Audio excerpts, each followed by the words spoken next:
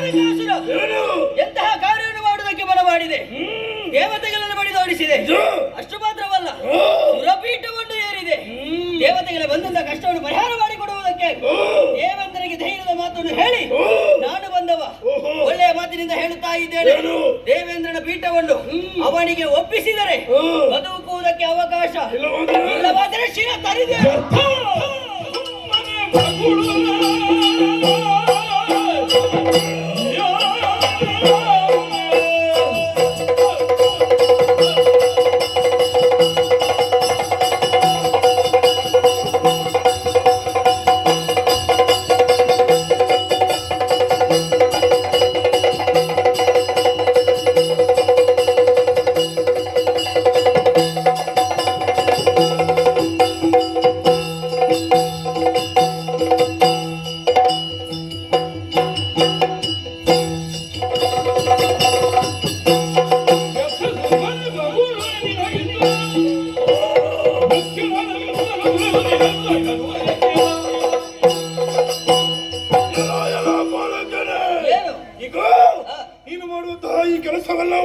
ವ್ಯರ್ಥವಾಗಿ ಹೋಗುತ್ತದೆ. ಅದಕ್ಕಾಗಿ ಹೇಳುತ್ತಾ ಇದ್ದೇನೆ ಕೇಳು. ಈಗ ಆ ಸುರನ ಪಕ್ಷ ಮತವನ್ನು ಬಿಟ್ಟು ಹಿಂದೆ ನಡೆದರೆ ಒಳ್ಳೆಯದು.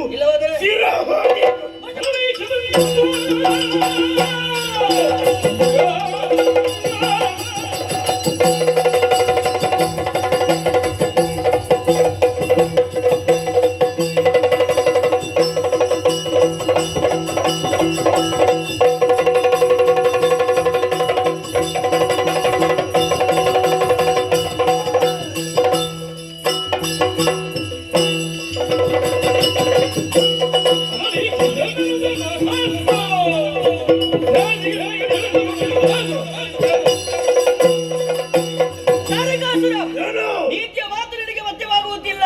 ಹಾಗಿದ್ದರೆ ಯಮನಾಲಯದಲ್ಲಿ ನಿನಗೆ ಜಾಗ.